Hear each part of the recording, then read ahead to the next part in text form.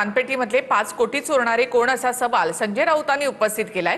यासाठी उद्धव ठाकरे लवकरच अयोध्येला जाणार अशी माहिती राऊतांनी दिली आहे। तर कोणी दोषी असेल तर कारवाई केली जाईल असं भाजपचे नवनाथ बन यांनी म्हटलंय। अयोध्येतील राम मंदिरात श्रीरामाच्या दानपेटीतनं आतापर्यंत 5 कोटींचा अपहार झाल्याची बातमी धक्कादायक असल्याचं संजय राऊत म्हणाले। मंदिरात प्रभू श्रीरामाचे 5 कोटी रुपये चोरणारे कोण आहेत असा सवाल करत राऊतांनी उद्धव ठाकरे लवकरच अयोध्येला जाणार असल्याचं सांगितलंय।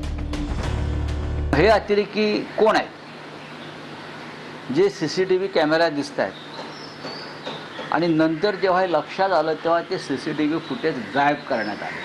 ज्यांनी रामाचं अस्तित्व नाकारलं, ज्यांनी रामाच्या अस्तित्वाचे पुरावे मागितले, अशा काँग्रेसला पाठिंबा देण्याचं पाप हे उभाटा गटाने केलंय। त्यामुळे त्यांनी राम मंदिरावर अश्रू गाळण्याची काही गरज नाही। असं आहे की तक्रार कशा करता नोंदवायला पाहिजे। अनेक गोष्टी उघड झाल्या, आम्ही अयोध्येत जाऊन तक्रार दाखल करण्याचा नक्की प्रयत्न करू। अनेक गोष्टी उघड झालेल्या आहेत, पैशाची अफरातफर झाली आहे मोठ्या प्रमाणात, हे सिद्ध होत आहे। उभाटा गटानं संजय राऊत आणि उद्धवजी ठाकरे यांनी राम मंदिरात जाण्यापेक्षा औरंगजेबाच्या कबरीवर जाणं पसंत केलंय।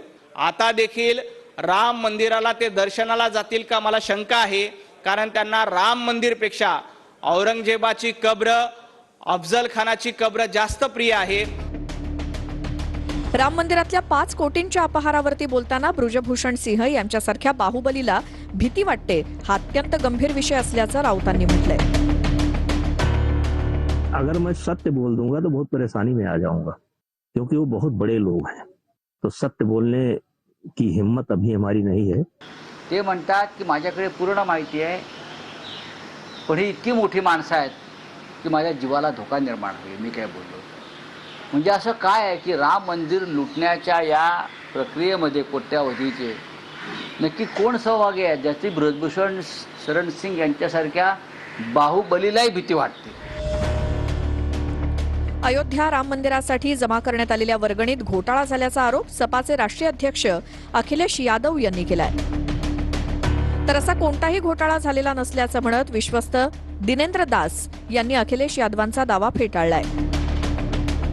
दरम्यान देणगीच्या कथित अपहार प्रकरणी 4 जणांना ताब्यात घेण्यात आले, तर ट्रस्टने एका वरिष्ठ अधिकाऱ्याला त्याच्या कर्तव्यातून मुक्त करण्यात आल्याची माहिती समोर आली आहे।